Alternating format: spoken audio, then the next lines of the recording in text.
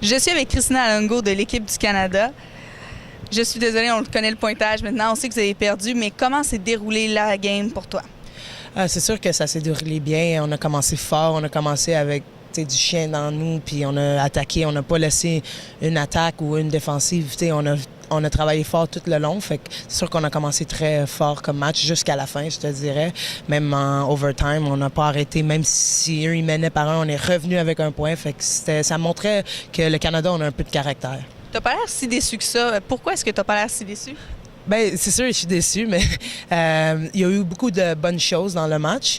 C'est sûr que j'aurais aimé ça gagner puis aller pour la médaille d'or dans mon propre pays, mais je veux dire, on est une équipe très jeune, on expérimente puis on essaie de trouver c'est quoi que ça va marcher pour nous dans le futur pour les championnats du monde puis les qualifications.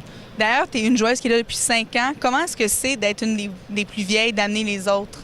C'est sûr que c'est tout le temps le fun parce que j'ai tout le temps joué avec des plus jeunes ou des moins expérimentés. Puis j'aime ça parce que ça donne un challenge. Tu sors pas à une équipe plein de talent, plein de potentiel. Puis tu sors, oui, tu as du talent, mais tu n'as pas d'expérience de jeu, je dirais.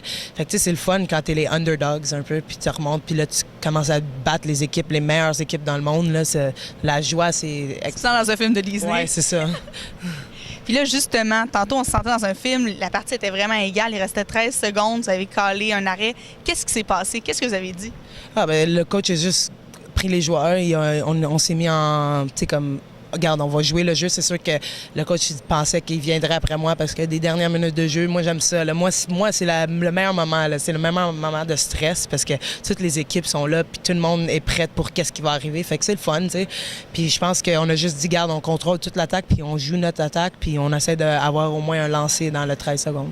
Puis on l'a eu, mais c'est juste peut-être pas le bon lancer de la bonne position, mais on a eu au moins un lancer.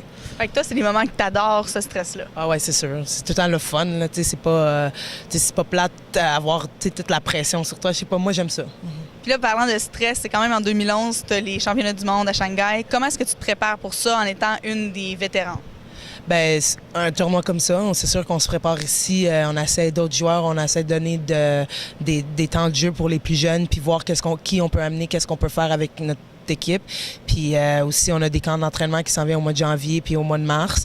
On a aussi la Ligue mondiale qui s'en vient après ça l'été. Puis après ça, on va se préparer pour Shanghai. Puis ça va être une préparation pour les qualifications. Qu'est-ce que tu espères à Shanghai? La première, une médaille d'or. Rien de moins. Rien de moins. Merci beaucoup. Merci.